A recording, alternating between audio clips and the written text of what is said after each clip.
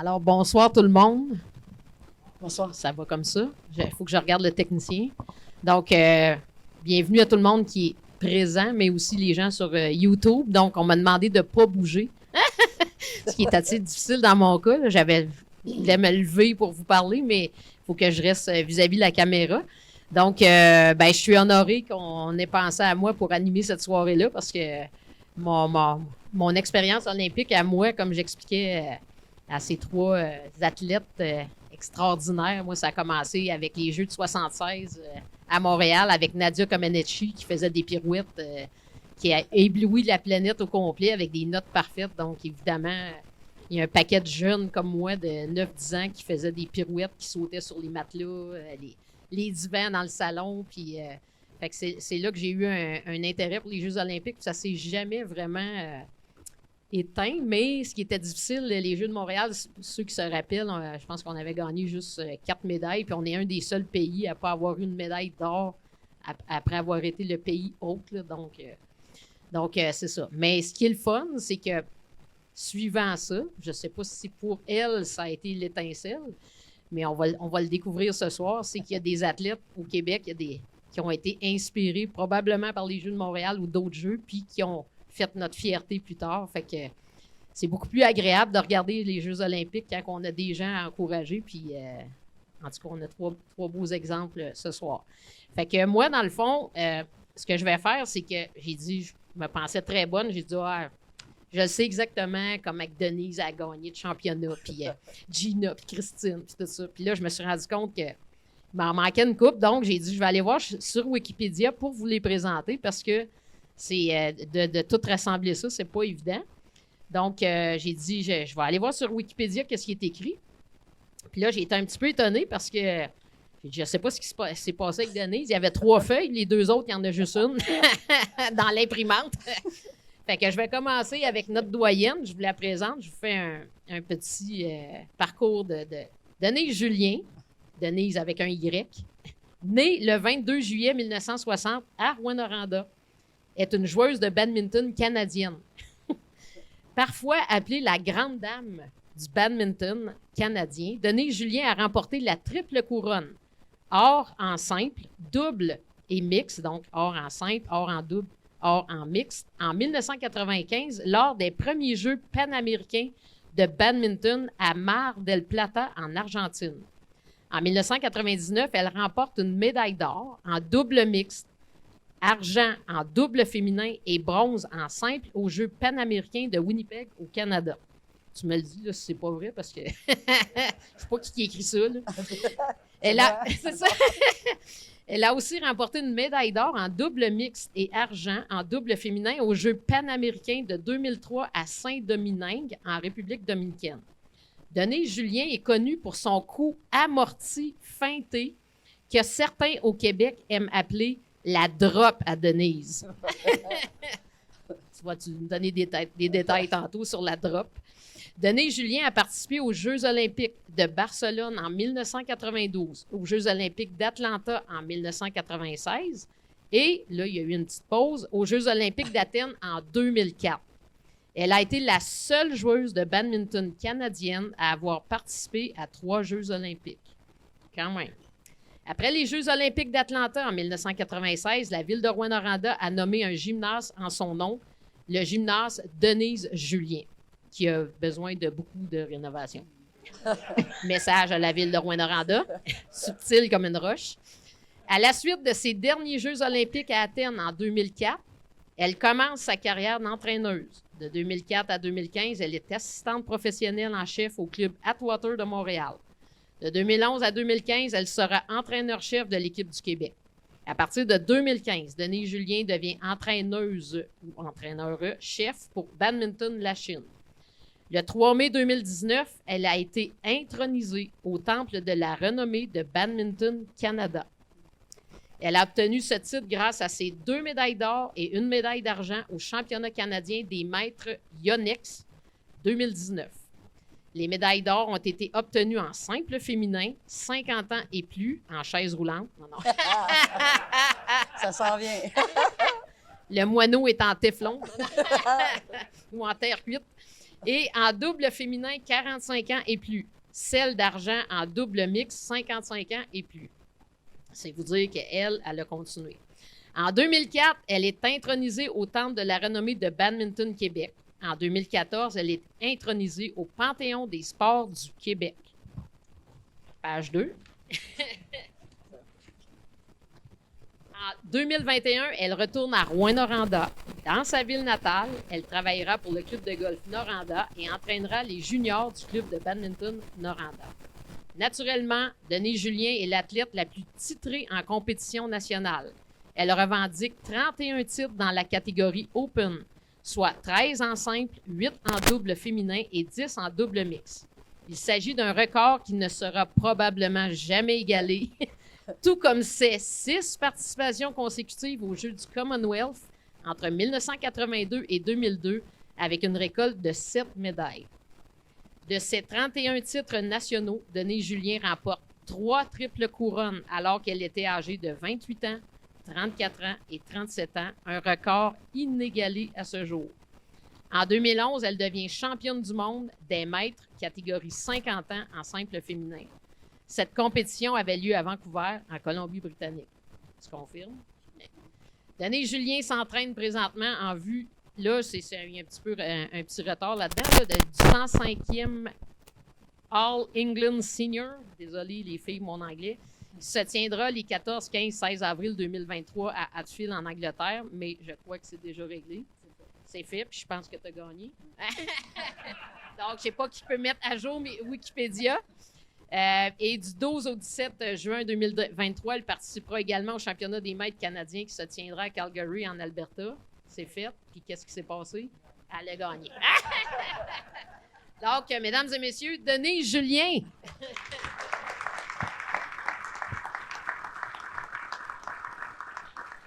Elle va nous raconter tout ça en détail tantôt. Donc, après ça, on va y aller en ordre de croissance. Non, c'est ça. Bon, on va finir par le bébé à la fin. Ouais. Donc, si je ne me trompe pas, c'est Gina qui est notre deuxième. Gina Kingsbury. Gina Kingsbury, née le 26 novembre 1981 à Uranium City, en Saskatchewan. Effectivement. Donc, petite joke ici, mais on m'a dit que la fonderie on n'était pas commanditaire. J'ai dit, elle est partie de Uranium City pour s'en aller à Arsenic City. Est une joueuse de hockey sur glace canadienne, membre de l'équipe du Canada de hockey sur glace. Carrière sportive. Durant la saison 2004-2005, elle a mené les marqueurs de l'Action de Montréal de la Ligue nationale féminine de hockey avec 31 buts. Elle a remporté 3 médailles d'or.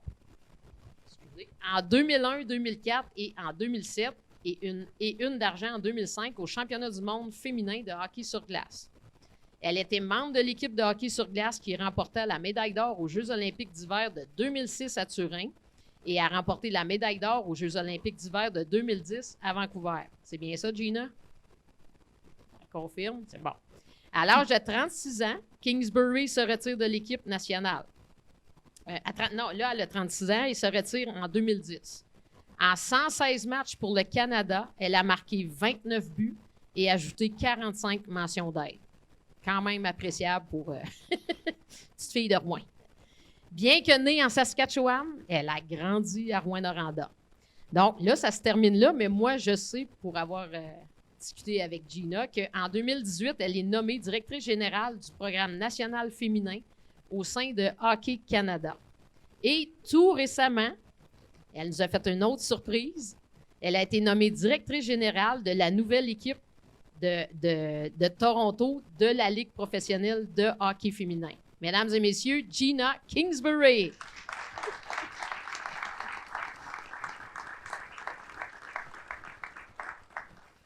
Il y en avait moins long, c'est peut-être parce qu'ils sont plus jeunes.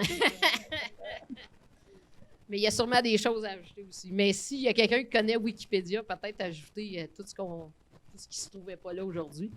Donc, et notre bébé, Christine Girard.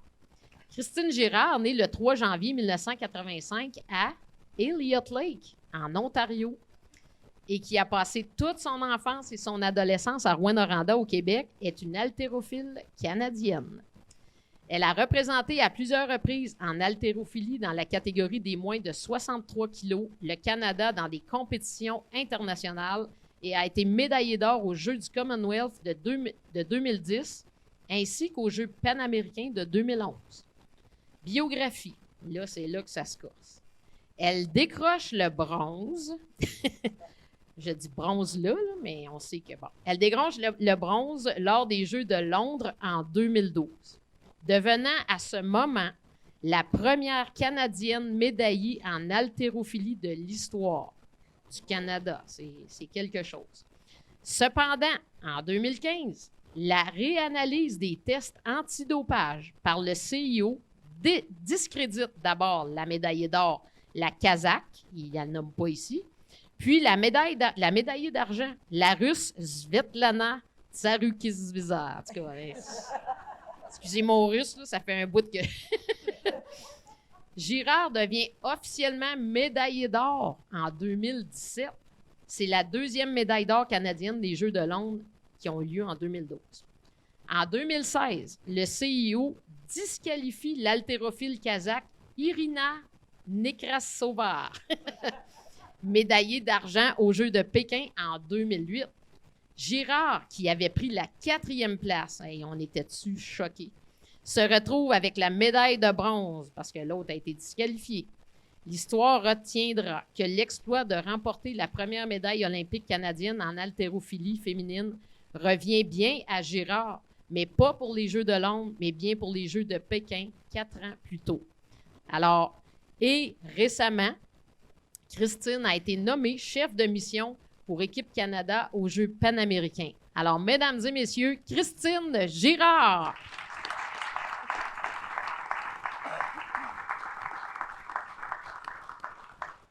Quel beau trio, non? Oui. Fait que je ne sais pas si tout est exact là-dedans, mais on pourrait apporter écrire à Wikipédia pour apporter des corrections ou faire des ajouts parce que là, finalement, il y a des choses qui ne se trouvent pas encore là. Mais pour commencer, donc là, vous avez une petite idée de ce qui s'est passé dans leur parcours olympique ou dans leur parcours. Mais moi, c'est ce qui m'a toujours intrigué ou qui me... C'est comment ça a commencé, tu sais, 3 petites filles de Rouyn-Noranda, puis qu'est-ce qui a fait en sorte qu'un jour, vous êtes arrivé au gymnase ou vous êtes arrivé sur la patinoire, puis vous êtes devenu ce que vous êtes aujourd'hui, c'est-à-dire un athlète professionnel. Parce que là, on s'entend, vous étiez 3 jeunes filles dans une ville où, bon, il y a des installations sportives, tout ça, de base, mais comment ça a débuté? On peut commencer avec Denise. Comment tu es arrivé au gymnase? Tu as vu quelqu'un qui jouait au badminton ou... Ben, moi, j'ai commencé à jouer au tennis quand j'étais jeune, parce que j'étais la plus jeune de la famille. Puis ma mère, elle m'emmenait avec elle au lieu de me faire garder. Parce que mon frère me battait. Non. Enlève ça sur YouTube! Oui. Puis là, ben, c'est comme ça que j'ai commencé à jouer au tennis. Puis à Rouen, ben, on n'avait pas de tennis intérieur. Donc l'hiver, je me cherchais un autre sport. Puis là, j'ai fait de la natation, du ski. Puis c'est là, après ça, ma mère jouait encore au badminton. Puis là, j'ai commencé à aller là un peu, puis mes amis jouaient aussi. Puis mon entraîneur, Laurie Arsenault, ben, il m'entraînait au tennis et c'était l'entraîneur au badminton aussi. Fait que c'est un peu comme ça que j'ai commencé à jouer au badminton à l'âge de 12 ans. OK. Puis Kiki, Kiki, on l'appelait Kiki, là, c'est Laurier, je vais l'appeler Kiki. C'était un entraîneur, un homme très autoritaire, puis les pratiques étaient toujours très structurées. Puis peut-être que c'est ça qui m'a donné un peu la discipline que j'ai développée par la suite.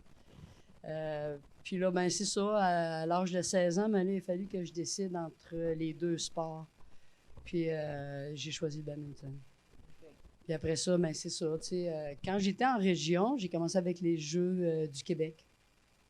Tu sais, j'ai commencé avec les Jeux du Québec, puis après ça, les Jeux du Canada. Puis ensuite, ben là, je suis partie. Mais ensuite, ben là, ça continue à monter avec les Jeux, les autres Jeux, les championnats du monde, puis les Jeux du Commonwealth, les Jeux olympiques. Mais est-ce que tu avais un peu de résistance à Rouyn-Noranda quand tu jouais au badminton ou tu aplatissais tout le monde? Ouais, je faisais des 4 contre 1. Non. Non, au début, je jouais beaucoup contre des gars. Ah, OK. C'est ça, mais oui, c'est ça, parce que il n'y avait pas beaucoup de filles. Fait que ils me mettaient souvent contre des gars. Puis là, c'est ça, quand j'ai eu à peu près 18-19 ans, là, il m'a dit qu'il fallait que je parte de la région. Parce que là, j'étais rendue la plus forte. Puis pour avoir plus de compétition, tu apprends plus quand tu joues contre des meilleurs. Fait que, il n'y a plus personne qui voulait jouer contre toi en région. Fait fallait que tu partes. C'est ça. Mais tu avais quand même une coéquipière, je pense Doris Piché aussi, qui avait peut-être quasiment le même niveau. Oui, et Doris était 6 ans plus jeune. OK. Fait que c'est ça, Doris était un peu... on ne s'est pas entraîné ensemble ici. OK. Moi, j'étais partie quand elle était coachée par Laurier. OK. Ouais. Puis c'est un peu comme ça. Puis c'est un peu ton histoire, moi, en 76, quand j'ai vu Nadia faire ses pirouettes, comme tu dis. Moi, quand j'ai vu ça, j'ai dit, moi, je veux faire partie de cette famille-là. Je veux aller aux Olympiques. Okay. Pas en petite gymnaste, là. Mais sauf que moi, mon sport n'était pas un sport olympique. Ni au tennis, ni au badminton. Il a fallu que j'attende plusieurs années. Mais ça t'a inspiré. Ah oui, c'est ça. C'est ça. Moi, ça a été les Jeux olympiques à Montréal. Okay. Ouais. Ben écoute, on va arrêter là parce qu'on veut savoir comment que Gina et Christine ont vécu leur parcours de débutante. Tu sais, que le parent va porter son enfant au patinage artistique. Là, ça se met à pleurer. Ils viennent d'acheter des patins flambant neufs, tout équipé, c'est déjà fini après une pratique. Fait que pour toi, Gina, comment ça s'est passé? Il faut probablement que je commence par dire que oui, je suis née à Uranium City, Saskatchewan. Mais je suis déménagée à Rouyn-Noranda quand j'avais 8 mois. Fait que pour moi, Rouyn-Noranda, c'est vraiment, c'est comme on dit, my hometown. C'est où que j'ai grandi, c'est où que j'ai commencé la passion du sport. C'est là que je suis allée à l'école secondaire. Ça a été ma jeunesse, ça a été passé à Rouyn-Noranda. Vraiment similaire à Denise, fait que c'est intéressant que c'est un petit peu la même idée. J'ai regardé les Jeux olympiques de 1984 à LA. La cérémonie d'ouverture, j'étais très, très jeune.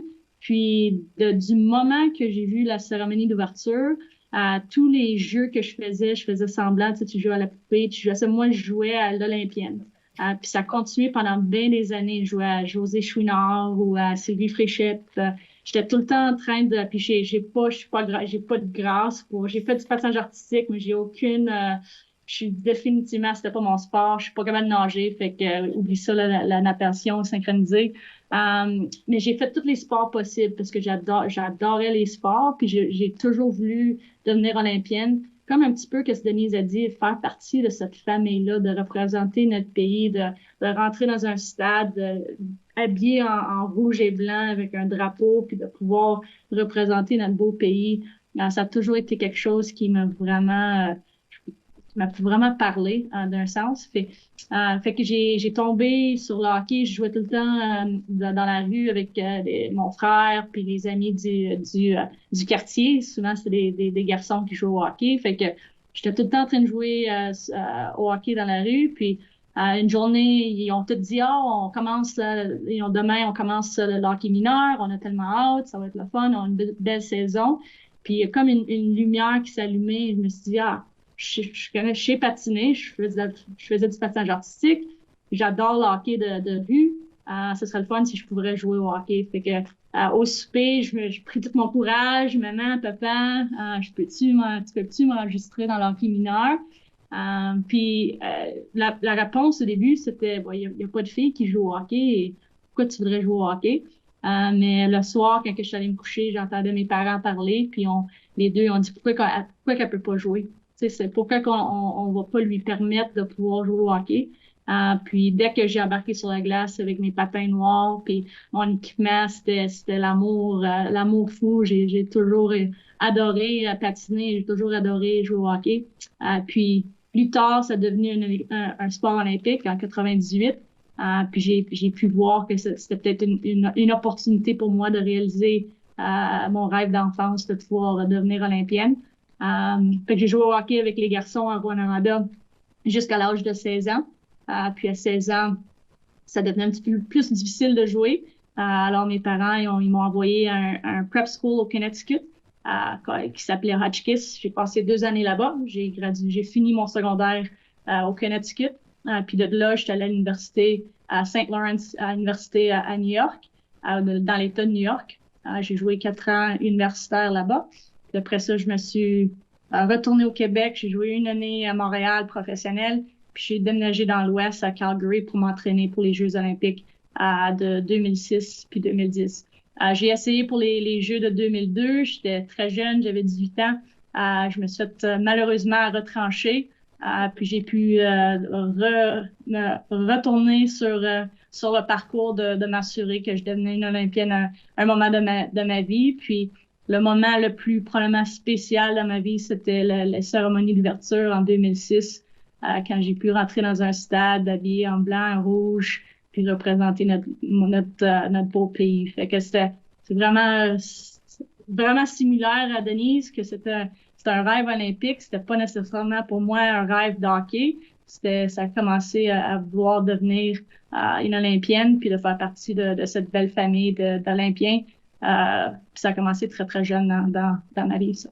C'est mon histoire. C'est fou ce qu'une ruelle peut mener ou un rêve olympique. Donc, merci Gina, c'est vraiment un beau parcours. Et maintenant, c'est au tour de Christine de nous dire comment ça s'est, le déclic s'est fait dans sa jeune vie à Rwanda. Oui, ça va me faire plaisir. C'est vraiment pas le même style. Faut juste que je dise, Gina, c'est donc bien cute de jouer aux Olympiennes. C'est vraiment génial. J'adore. My gosh. Je trouve ça super. Personnellement, moi, c'est vraiment, j'ai commencé mon sport par hasard. Comme tu l'as mentionné, je suis née en Ontario. Fait que quand on a déménagé au Québec, moi, j'avais 7 ans, j'ai changé d'école, j'étais un bébé de famille, j'étais super gênée, je faisais que broyer à l'école parce que j'étais trop gênée pour parler. Puis quand je parlais avec mon accent franco-ontarien, je me faisais pointer du doigt, fait que je voulais encore moins parler, fait que je broyais encore plus, tu sais. C'était vraiment pas facile pour moi. Fait que là, mes parents se sont un peu tannés, puis ils ont dit, OK, vous allez faire un sport pour vous faire des amis, puis, tu sais, comme vous dégêner. Fait que là, ma sœur, elle a dit qu'elle voulait faire de l'haltérophilie, puis mon père, il a fait, non, on veut que tu aies des amis, tu sais, choisis un sport pour avoir des amis. L'haltérophilie, à cet âge-là, ça marche pas, tu sais. Mais ma sœur est aussi têtue que moi. Et que mon père, probablement. Mais bon, finalement, mon père flanché, il a fait des recherches. Il a trouvé un club à Rouen qui était très petit dans le temps. Il y avait quelques athlètes seulement. Donc, mon père, très dédié, toujours en tant que papa, il est devenu président du club en dedans d'1 an parce que sinon, le club aurait probablement pas continué d'exister. Fait que mon père a vraiment pris le lead. Ma sœur a commencé. Moi, j'ai suivi, bébé de famille, je suivais pas mal tout le temps. Fait que j'ai juste suivi. Puis l'haltérophilie, c'est des chiffres. Hein? Fait que, il y a une semaine, tu n'es pas capable de lever 40 kilos, puis 2 semaines après, tu vas être capable. Fait que cette évolution-là qu'on peut voir avec des chiffres, ça m'a vraiment beaucoup fait du bien. Ça m'a aidé à avoir confiance en moi vraiment plus. Puis c'est ça qui m'a vraiment, comme on dit en anglais, hooked. C'est ça qui m'a vraiment accroché. Mais je ne pensais pas aux Olympiques sérieusement jusqu'en 2000, quand j'ai fait mes premiers championnats canadiens. Puis là, je me souviens d'avoir été dans les estrades à côté d'un Canadien, un Québécois, qui était sur le bord de se qualifier pour les Olympiques. Puis en fait, c'était le prochain levé qui se faisait à la compétition. Si le levé était réussi, il n'allait pas aux Olympiques. Puis si l'autre manquait son levé, il allait aux Olympiques. Le levé a été manqué. L'athlète à côté de moi, il s'est éclaté, tellement ému de pouvoir être qualifié aux Olympiques. Puis je me suis dit, un jour, c'est moi qui va vivre ça. Fait que moi, c'est vraiment, vraiment tard dans ma carrière que j'ai eu le rêve olympique. Mais c'est comme ça que c'est arrivé pour moi. Wow! Ben bravo! Je pense que ça vaut une bonne main pour le parcours de... Là, maintenant, ce qu'on veut savoir, parce que là, on connaît votre parcours, mais on veut connaître aussi un petit peu votre expérience olympique, là, parce que tantôt, j'ai dit là, tout ce que vous aviez gagné ou à peu près. Mais comment ça se passe là-bas? Parce que, je sais que Gina, tantôt, tu disais que tu as participé, toi, en tant qu'athlète, mais à un moment donné, tu es allé aussi à des Jeux d'été à titre de... Tu étais avec la délégation canadienne, puis là, tu disais que c'était 1000 fois plus gros les Jeux d'été que les Jeux d'hiver. Fait que t'étais comme un peu envieuse. Tu disais, mon Dieu, c'est donc bien plus gros les jeux d'été, les jeux d'hiver. Puis, fait que, tu sais, je voulais savoir, tu sais, votre expérience. On peut peut-être recommencer avec Denise. Comment ça se passe, tu sais, parce que toi, tu étais dans un sport aussi qui. On s'entend que c'est plutôt les Asiatiques. En tout cas, je ne sais pas si c'est. Toi, tes adversaires, c'était vraiment c'était, je pense, pas des Chinoises, mais peut-être des Coréennes. Oui, c'était les Asiatiques, c'est sûr, qui dominaient au badminton, que ce soit la Corée, la Chine. Mais il y avait aussi le Danemark qui se démarquait bien. Ben, en fait, tu sais, moi, ce que je veux savoir aussi, c'est, tu sais, quand vous partez pour les Olympiques, là, tu sais, vous êtes dans l'avion avec un paquet de monde, mais là, toi, t'es la petite fille de Rouen. Ben, c'est comme... Là, tu t'en vas représenter ton pays, tu sais, il doit avoir un feeling, là, je sais pas là, comment que ça... Oui, ben, moi, mon sport, il a été... après les Jeux de Séoul en 88, c'est là qu'on a su que le badminton ferait partie des prochains Jeux olympiques. Moi, j'espérais ça. C'est pour ça que j'arrêtais pas de jouer. Je me disais, un jour, ils vont l'accepter aux Olympiques. Là, ça a été annoncé que c'était pour être à Barcelone en 92. Donc là, j'étais pour avoir 32 ans. J'ai dit, il faut que je continue un autre 4 ans pour ça. Puis, c'est un peu comme Gina, c'est la cérémonie d'ouverture. J'y repense encore, j'ai des frissons. Puis on est comme des enfants, on attend pour rentrer dans le stade. Là, puis là, ils veulent nous placer en rangée. Là, puis tout le monde on est là, OK, on va rester en rangée pendant 1 minute avant de rentrer dans le stade. Puis après ça, c'est parce qu'on se disait, si on n'est pas sur le bord, ils ne nous verront pas à la télévision. Mais c'est ça, quand tu rentres dans le stade, tu sais, il y a 90 000 personnes, puis là, tu vois plein de drapeaux du Canada. Tout le monde applaudit. C'est magique. C'est difficile à décrire l'émotion. Puis, tu sais, tu t'es qualifié, ça a été difficile pour te rendre là. Fait que, tu sais, c'est tout ça qui rentre en ligne de compte, tu sais. Puis, c'est certain que venir d'une petite région comme Rouyn-Noranda, puis tout ça, je m'entraînais à Calgary. Tu sais, j'ai fait ma carrière là pas mal, mais c'est pas grave. Moi, je disais tout le temps, je viens de Rouyn pour aller plus loin. Tu sais? Puis c'est ça, tu sais, moi, c'était la fierté de m'être rendu là avec tous les sacrifices que ça a pu...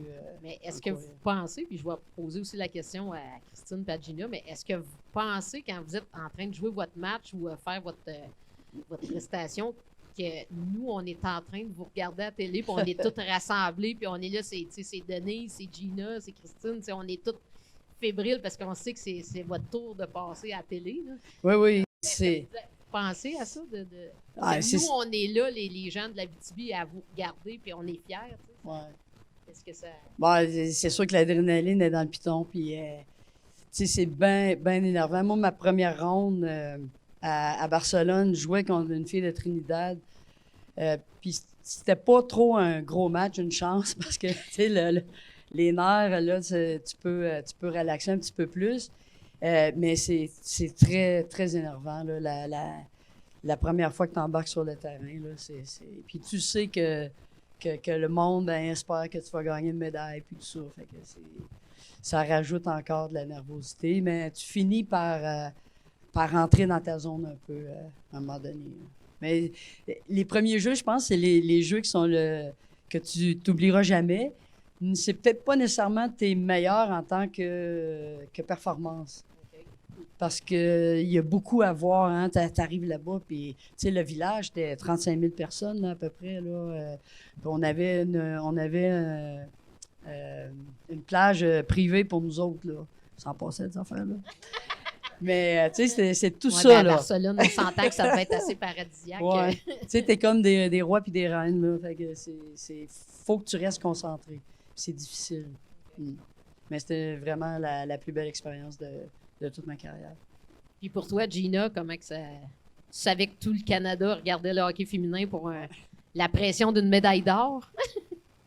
Ouais, je suis chanceuse. Il y a 22 autres joueurs avec moi. Fait que c'est pas un sport individuel où que tous les yeux sont sur moi. Fait que Mais Denise, elle a bien décrit la cérémonie d'ouverture. Je pense que c'est quelque chose de très spécial aux Jeux olympiques, c'est la cérémonie d'ouverture. Juste de pouvoir... J'entends encore quand tu regardes les Jeux à la télé, Here Comes Canada. Et juste the Sea of Red, l'océan rouge qui arrive. Il y a quelque chose, il y a une fierté que c'est très, très difficile de décrire, puis de pouvoir avoir la responsabilité de représenter notre pays, c'est vraiment un privilège puis un honneur. Mais je trouve que chaque jeu est vraiment différent. Puis c'est ça qui est vraiment unique. Turin, c'était tellement différent. C'était mes premiers, alors j'étais très curieuse, comme Denise a dit, de voir les autres sports, de voir comment ça marche. Il y avait beaucoup de distractions parce que c'était premier. Vancouver était très difficile de battre. C'était un jeu, des Jeux olympiques. Il y avait 18 000 partisans dans les estrades qui criaient le warm-up jusqu'à la fin de chaque match. On ne pouvait pas s'entendre parler. C'était brillant. Il y avait des partisans dans les rues. C'était tellement... Tout le monde il y avait une fierté canadienne qu'on n'avait pas vue auparavant. On a toujours été connus en tant que peuple, en tant que... Tu sais, quand on voyage dans les autres pays dans le monde, le Canada, on est modeste, on est poli.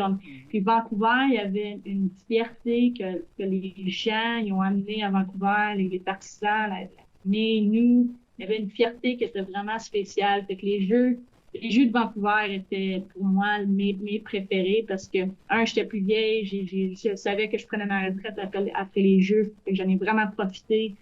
Puis j'ai vraiment pu vivre dans le moment, puis de vraiment en prendre tous les moments, puis de vraiment essayer de l'absorber pour que je puisse le garder en dedans de moi le reste de ma vie. Puis ces Jeux-là, encore, gagner la médaille d'or contre les Américaines 2-0. Marie-Philippe Poulin, c'était ma coéquipière, c'était ma line mate dans le temps. Maintenant, c'est capitaine, puis je suis la directrice générale. On a une belle relation, mais c'est drôle qu'on a joué sur la même ligne. Mais pour elle, d'avoir scoré les 2 buts, c'était une histoire que j'ai de la misère à pouvoir décrire parce que c'était quelque chose d'exceptionnel. Puis de gagner une médaille d'or avec nos coéquipières devant cette foule-là, de pouvoir avoir représenté notre pays au Canada, aux Olympiques au Canada, c'était vraiment, vraiment spécial. Puis comme tu as mentionné, Christine, j'ai eu l'opportunité d'aller aux Jeux à Londres en tant qu'athlète ambassadrice. Je parle mon français, ambassadeur ou ambassadrice des Jeux avec ici aussi. Puis encore, les Jeux d'été, c'est quelque chose d'exceptionnel. C'est 4 fois plus grand. Puis j'avais pas de pression à participer. Fait que j'en ai vraiment profité en tant que de voir j'allais voir tous les sports que j'ai pu aller voir. Puis c'est très impressionnant. Il y avait vraiment c'était des Jeux très, très... il y avait beaucoup de records qui ont été brisés. Fait que c'est vraiment un beau Jeux olympiques en avoir et en faire partie. Mais mon moment préféré, c'est que j'étais dans les estrades quand Christine a gagné sa médaille d'or. Puis c'était quelque chose... Je me rappelle, j'étais émue. J'avais des larmes aux yeux. Je la connais pas très bien. Elle est plus jeune que moi. On s'est pas côtoyé à Rouyn-Noranda, mais de savoir qu'une fille de Rouyn-Noranda elle a gagné une médaille ou que ça s'est jamais fait auparavant. Elle venait de Rouyn-Noranda. C'était un moment fier que je sais que j'ai pas à être fière de toi, Christine. j'ai rien fait dans ta carrière. Mais ça m'a fait chaud au cœur de pouvoir être là, puis de pouvoir t'avoir vu avoir le succès. Puis en plus, que ça a devenu une médaille d'or, cette participation-là, c'est incroyable. Fait que ça, c'est très spécial. Puis là, tout dernièrement, j'étais la directrice générale en 2022 à Beijing, puis Beijing. Puis ces Jeux-là étaient complètement différents, où que c'était COVID, c'était fermé, c'était comme un film. Je peux pas décrire comment que c'était organisé, puis comment que ça s'est déroulé. Mais au niveau de l'équipe nationale, c'était peut-être la plus belle performance de l'équipe nationale jamais. On a battu tous les records, on a eu une performance à vraiment écrire une histoire.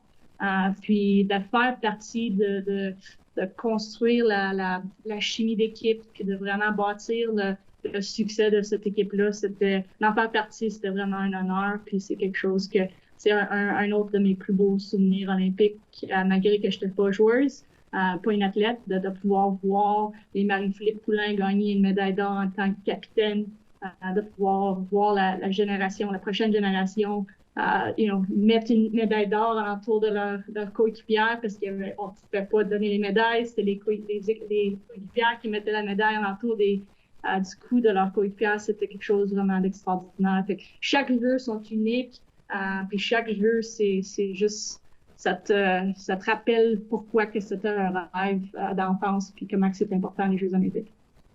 Ben, merci Gina, vraiment, toi tu l'as vécu là, dans pratiquement toutes les facettes, là, les Jeux olympiques, là, comme athlète, comme directrice générale, après ça, comme représentante athlète. Donc, ben bravo.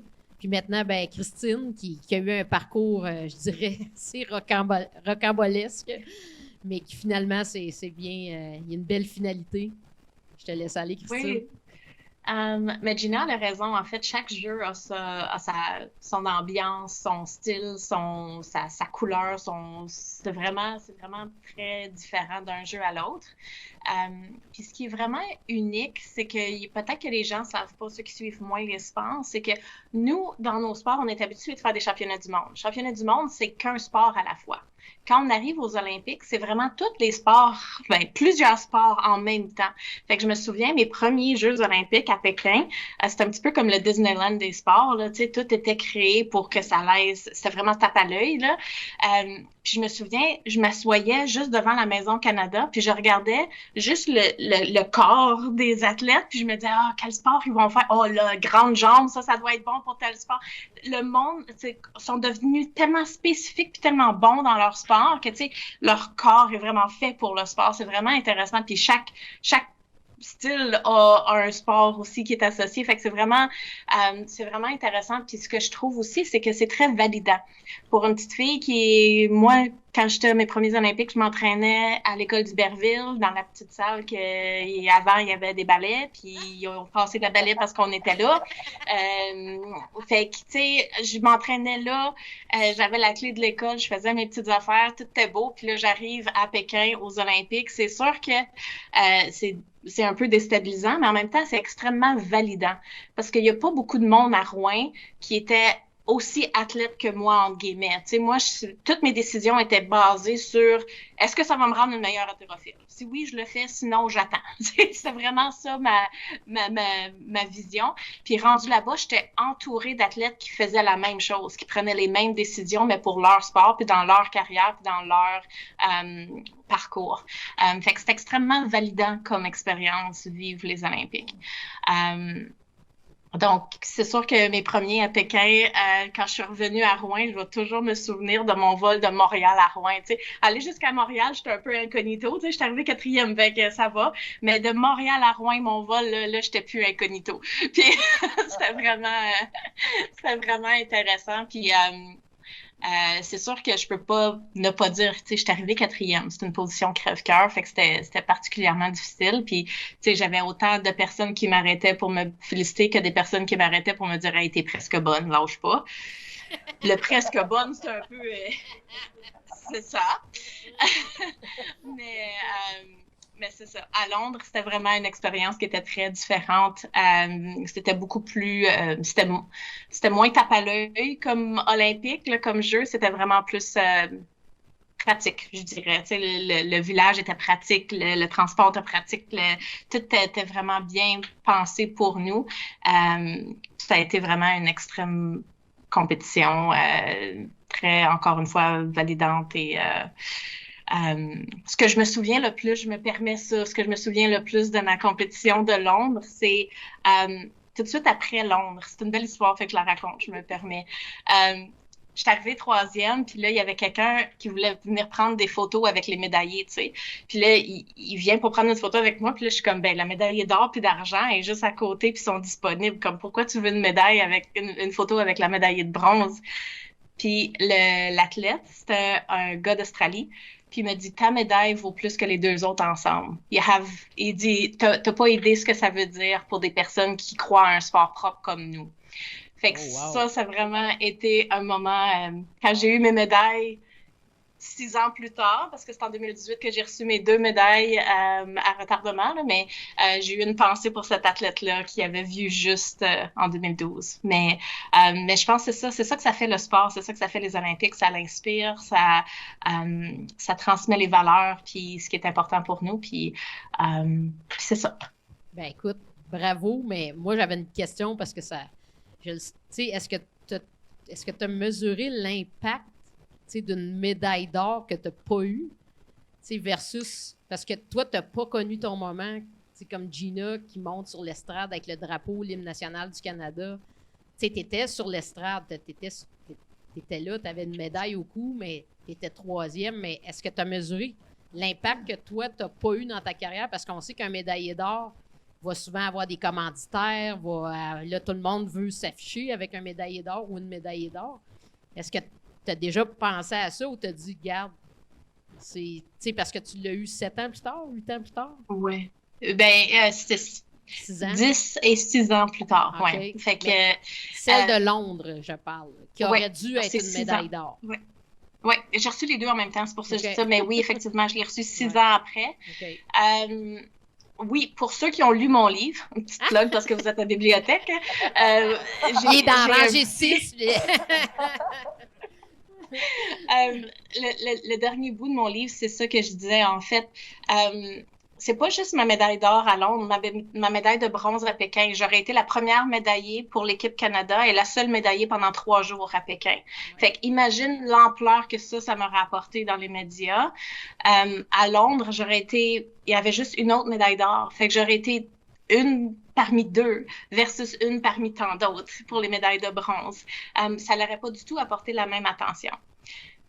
On avance un peu plus tard à Tokyo. On a une haltérophile qui a été dans la même catégorie que moi, même total que moi, qui a eu sa médaille d'or en temps. Et elle, j'ai pu voir toute l'attention médiatique qu'elle a eue, tous les commanditaires qu'elle a eus. Donc, ça me donne une bonne idée de ce que j'aurais pu avoir il y a 10 ans. Par contre, depuis 2018, j'ai plein d'offres, puis je fais plein de choses pour promouvoir le sport propre. Je suis ambassadeur pour l'Agence internationale pour le dopage. J'étais sur le CCES, le Centre canadien de l'éthique dans le sport. J'ai redonné, je pense que j'ai utilisé mon histoire de façon efficace, puis ça me rend fière parce que c'est les valeurs de notre pays, de notre région. On travaille fort, on reste fidèle à qui on est. Puis je pense que c'est ce qu'on voit aussi dans le parcours de Gina et de Denise à d'autres niveaux, mais la mienne est particulièrement à cause des médailles plus tard, ça reste un petit peu différent, là, ouais. Ah ben bravo, écoute, bravo tous les 3. Moi, je pense que ça va une bonne main pour...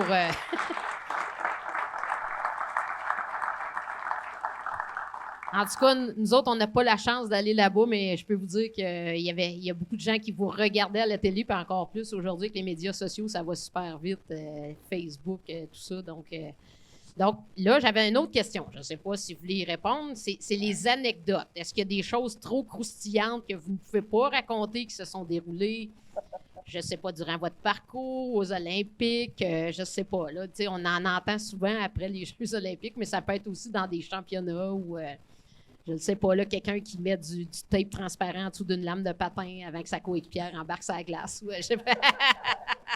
Des choses comme ça, là, où... Là, commence donc par la plus jeune. Ah ouais, on va commencer par la plus jeune, qui est Christine. Je sais pas, un faux poids, non. Non, j'ai pas... Tu sais, l'haltérophilie, c'est un sport individuel, puis on fait vraiment nos choses un peu plus individuellement, puis c'est plus... Il y a pas de prank ou de... C'est pas la même chose, je pense, qu'un sport d'équipe. J'imagine que Gina doit avoir des choses plus croustillantes que moi, là. Gina, as-tu des choses croustillantes?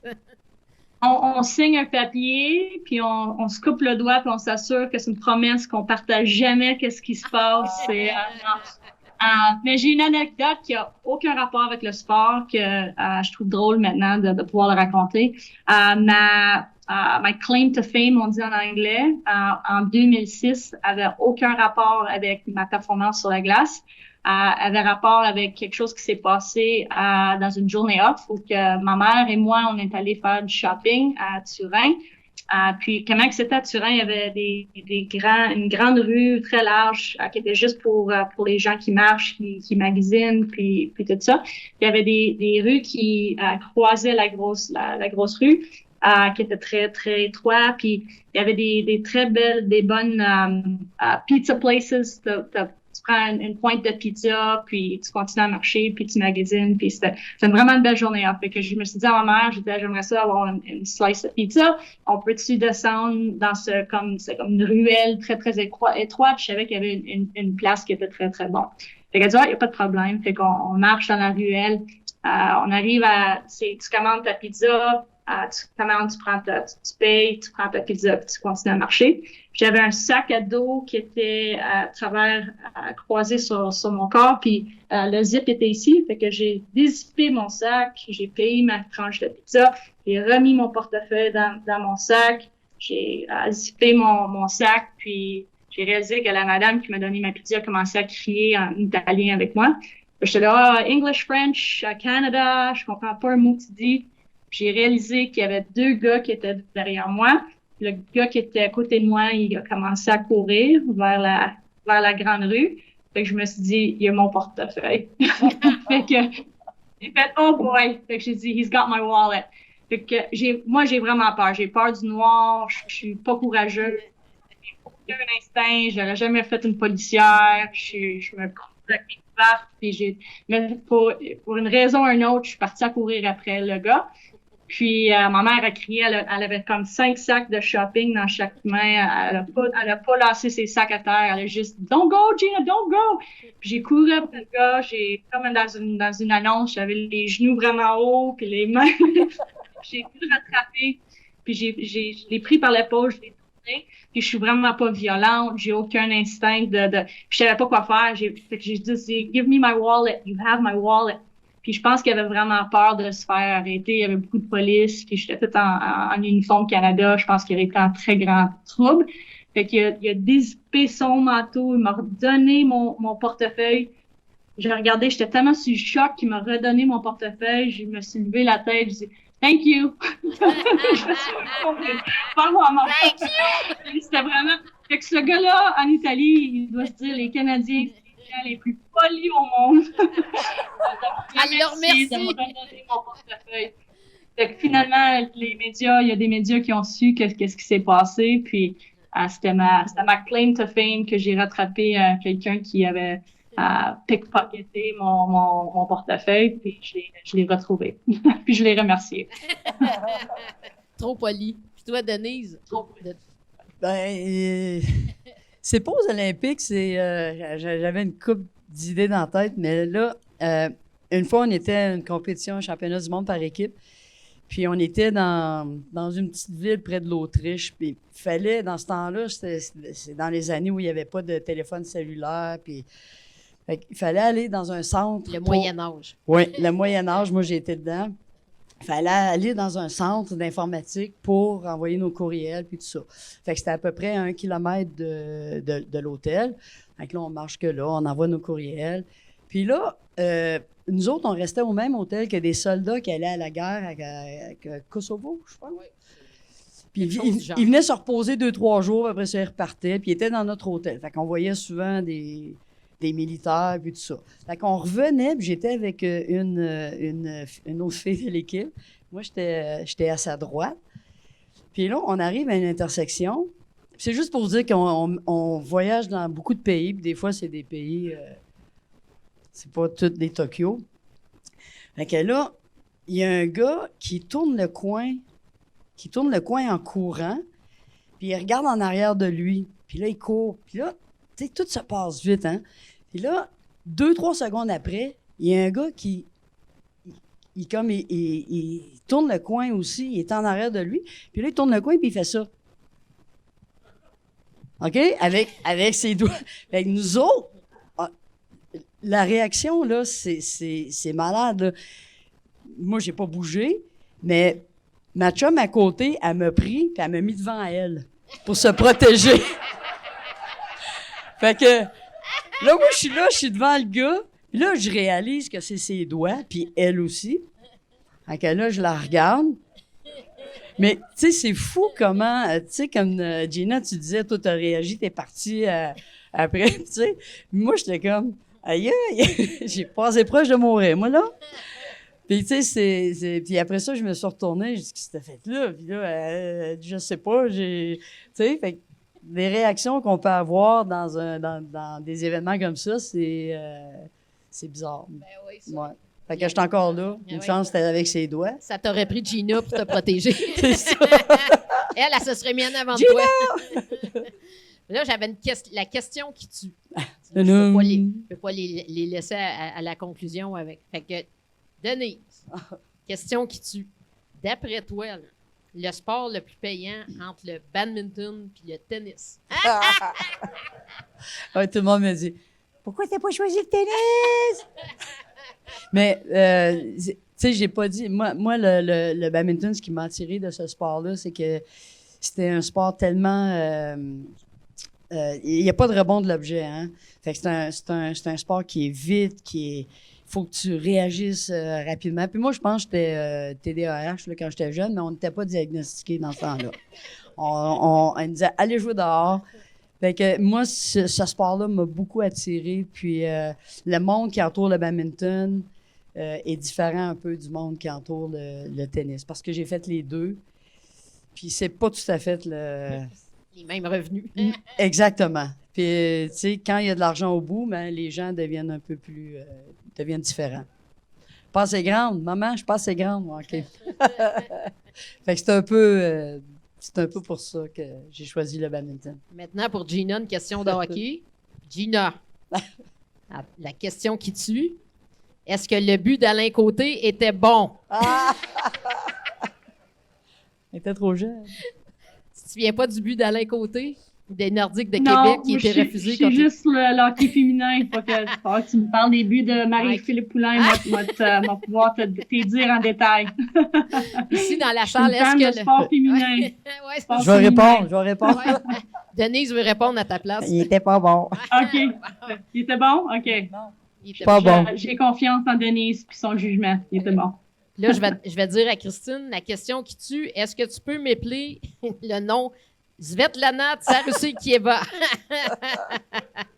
Non. De toute façon, elle a été disqualifiée, c'est pas important. Donc, là, je pense qu'on serait rendu à la conclusion, mais je pense que ce que vous nous aviez dit, Gina, Christine, puis Denise, quand on s'est rencontrés, c'est que vous aimeriez qu'on parle de la place des femmes dans le sport d'élite.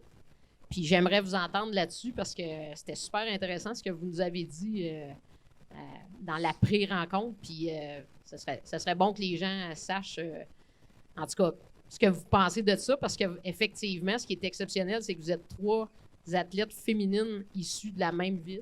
C'est assez exceptionnel. Vous êtes allés aux Olympiques, vous avez représenté, oui, le pays, le Canada, mais surtout l'Abitibi, puis Rouyn-Noranda.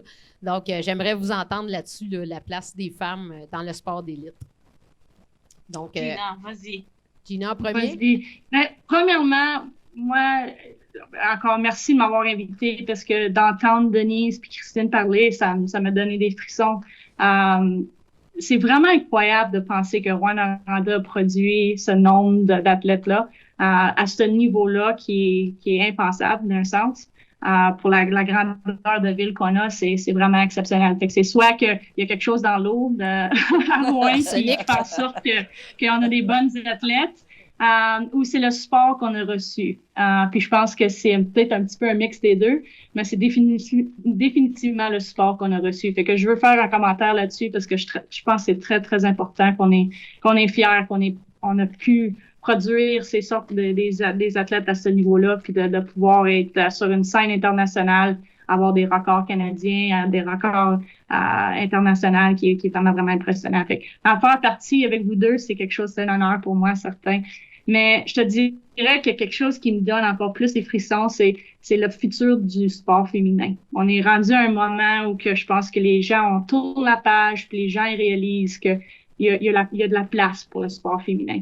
Puis pas juste au niveau olympique. Le niveau olympique nous donne la plateforme, mais c'est de voir qu'est-ce qui se passe avec Soccer Canada, puis de voir que il va y avoir des ligues professionnelles au Canada. Qu'est-ce qui se passe au hockey féminin avec le PWHL, puis l'opportunité de faire une carrière dans le sport féminin. Je pense qu'il y a quelque chose qui est vraiment excitant dans l'air. Puis c'est de pouvoir en faire partie, de pouvoir Denise a coach encore, Christine est encore impliquée, est allée aux Jeux Paralympiques, Pana Games. Il y a vraiment, on est encore impliqué parce qu'on croit dans le futur du sport féminin, on croit dans le sport, puis le futur du sport au Canada. Puis je pense qu'il y a quelque chose de vraiment je pense que je m'explique probablement pas bien, mais je veux vraiment à partager que je pense que c'est un moment spécial, puis on tourne la page dans le monde présentement, puis le sport féminin, c'est le futur. Puis je suis extrêmement fière d'en faire partie. J'ai été extrêmement fière d'écouter Christine puis Denise ce soir parce que ça m'encourage, ça m'inspire encore de continuer à investir dans le sport, puis dans le sport féminin encore plus. Bien, merci Gina. Christine? Oui, bravo. Oui. Oui, bravo, Gina. Tu parles tellement bien, c'est ça? J'étais comme, Gina va commencer cette réponse-là. mais c'est incroyable de voir à quel point, tu sais, non seulement on est, je pense, je vais le dire de même, on est 3 bonnes athlètes, tu sais, on a fait nos preuves dans nos sports respectifs, mais on redonne tous, hein. Nous, on vient d'une province, d'un pays, d'une ville. C'est ça qu'on a appris, c'est ça nos valeurs. On s'est fait coacher probablement toute la gang par des coachs qui étaient bénévoles, qui venaient tous les soirs puis les fins de semaine, puis qui prenaient du temps de famille, puis laissaient ça de côté pour venir s'occuper de nous. On a appris à redonner, puis je pense que ça paraît beaucoup dans ce qu'on fait puis dans ce qu'on est maintenant. Le sport féminin est important, mais j'oserais dire aussi que moi particulièrement, puis Gina aussi, tu sais, c'est des sports qui sont peu communs pour les femmes. Puis ça l'encourage non seulement les femmes à faire des sports qui peuvent être hors de l'ordinaire, mais aussi les hommes à faire des sports qui peuvent être aussi hors de l'ordinaire pour eux. Aux Jeux panaméricains, c'était la première fois que je voyais un gars dans une équipe de nage synchronisé, nage artistique, on doit dire maintenant. Mais je trouve ça beau de voir cette égalité-là, puis d'ouvrir les possibilités. C'est vraiment des portes qui s'ouvrent sur un futur qui va être différent. Puis je pense qu'on est vraiment très choyés de pouvoir faire partie de ça, puis de pousser ces portes-là peut-être un petit peu plus ouvertes grâce à Gina, tout ce qu'elle fait avec le hockey féminin, c'est vraiment incroyable. Denise, tout le coaching qu'elle a fait, tous les yeux qu'elle a fait allumer dans la vie de tellement d'enfants puis tellement de familles. Écoute, je pense que c'est ce qui est vraiment peut-être la plus belle qualité qui nous unit toutes les 3, je dirais. Mais bravo. Ouais. Merci, Christine. Merci, Christine. Denise? Je ne peux pas rajouter grand-chose, mais c'est vrai, moi, tout ce que vous avez accompli, les filles aussi, c'est un honneur pour moi de faire cet événement-là en votre compagnie, parce qu'on ne s'était pas vraiment rencontrés avant.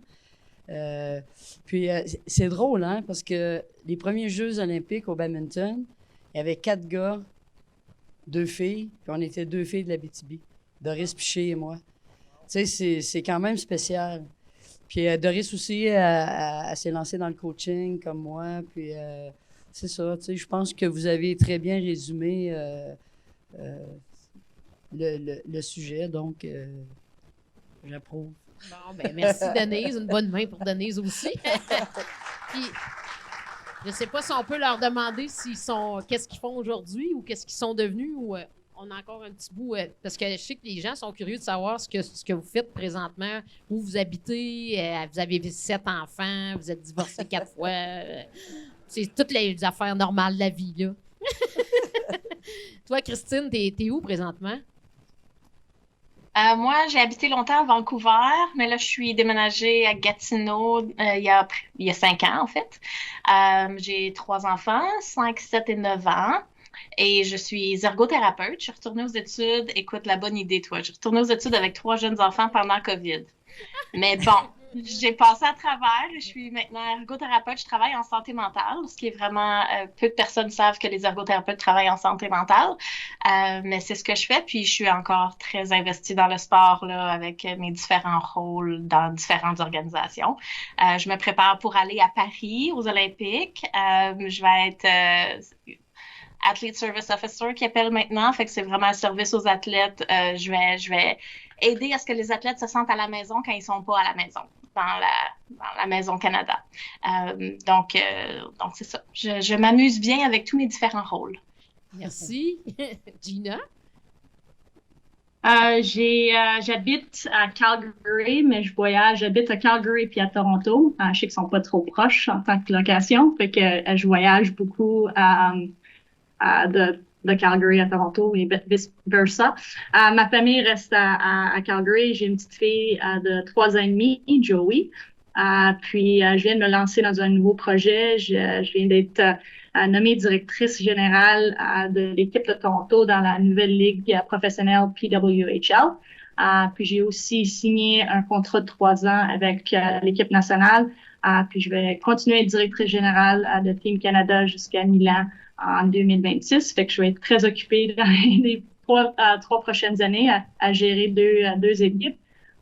Mais je suis encore dans le sport, encore dans le hockey féminin, puis c'est la place que je me sens le mieux, fait que je suis très honorée de faire une carrière dans le hockey féminin, à part des athlètes, de continuer à être impliquée à niveau directrice, puis sur le côté management. Est-ce que vous venez à Rouyn-Noranda à l'occasion voir votre famille? Votre famille est encore ici? Mes parents, ils demeurent encore à Rouyn, mon frère, mes 2 neveux. C'est plus difficile un peu avec une famille parce que je retourne à Calgary le plus souvent que je peux. Mais ma famille va passer Noël à Calgary cette année. Fait que peut-être l'année prochaine, je veux pas le dire trop, fait que je veux pas mettre des promesses s'ils écoutent le YouTube que je vais venir l'hiver prochain. Mais j'essaie de retourner à Rouyn le plus souvent que je peux, mais ça devient de plus en plus difficile avec la cédule qui est très, très occupée. Ouais, avec les avions aussi, ça peut être compliqué. Voyage pas le dimanche. Christine, toi, tu viens aussi à l'occasion. Tu es venue récemment là, pendant la grève. Oui, exactement. Je suis allée à la rescousse de Pépère et Mamie pour les enfants pour que je puisse travailler virtuellement la semaine passée. C'est l'avantage d'être à une distance d'auto. Là. Avant, de Vancouver, j'étais plus limitée, mais là, pack les petits, puis ça leur a permis d'avoir une belle vacance. Fait que j'y vais aussi souvent que possible parce que c'est clairement, ça fait du bien de retourner chez nous. Puis Denise, qui est de retour. Oui, Denise est de retour. Elle est très contente. Il n'y a plus de trafic. Mais c'est ça. Tu étais à Calgary longtemps. Oui, j'ai fait ma carrière à Calgary pendant 23 ans. Puis 17 ans à Montréal. Parce que pour le coaching, c'est certain qu'il faut que je sois dans un grand centre. Puis là, j'ai décidé de revenir à Rouyn en 2021 pour être plus près de ma famille. Puis, la poutine chez Moras. La poutine chez Moras. Les Bleuets. Les Bleuets. Puis c'est ça, j'ai 2 enfants, une petite chienne de 2 ans, puis une chatte de 17 ans. Alors voilà. Fait que ça fait le tour. Je ne sais pas si vous vouliez ajouter un commentaire, quelque chose qu'on aurait oublié de souligner durant la soirée. Mais c'est drôle parce que eux autres, ils m'inspirent à m'impliquer. J'aimerais ça m'impliquer dans les Jeux olympiques. Un peu comme Christine, qu'est-ce que tu vas faire là à Paris, à la Maison du Canada, tout ça, j'aimerais ça. Peut-être c'est un autre petit rêve. Là. Ah, c'est bon. Ben, en fait, je pense que Christine, tu as arrêté ton sport aussi, puis Gina, là, Gina, c'est plus rendu le golf que tu disais. Christine, je pense qu'il y avait une blessure à l'épaule, fait que je pense que l'haltérophilie, c'est plus possible pour toi. Ben, en fait, des fois, mes enfants, ils me demandent de jouer à l'haltérophilie. Fait qu'on va s'entraîner au sous-sol, là, mais ça reste un peu limité comme jeu, mettons. Puis Gina, je pensais ça du golf. Tu disais que tu aimais beaucoup le golf. Ouais, ben, le golf, j'adore le golf, mais je te dirais que je suis pas bonne au golf, fait que je veux pas dire golf trop loudly, but ouais, je suis plus sur la glace tout. J'ai coaché un petit peu après ma carrière, fait que j'ai pu quand même avoir un petit peu une transition que je faisais encore, j'étais sur la glace, je faisais des skills avec l'équipe nationale, tout ça. Mais maintenant, j'ai plus le temps d'embarquer sur la glace, puis ouais, je devrais trouver un gym bientôt parce que faut que je retourne un petit peu dans l'activité physique un petit peu là. Je suis due. Denise qui poursuit quand même dans le badminton parce que tu l'enseignes encore. Oui. Puis j'aime ça enseigner les juniors. Ça te garde jeune, hein? Ça te sort toutes sortes d'affaires. Puis c'est vraiment le fun de partir en compétition avec eux autres, même si c'est une fin de semaine. C'est vraiment le fun. C'est le fun, les jeunes. Oui, ça tient. Ça garde jeune. Ouais. C'est ça. Bon, ben un immense merci. Je pense que ça vaut la peine de vous applaudir parce que Vous êtes notre fierté.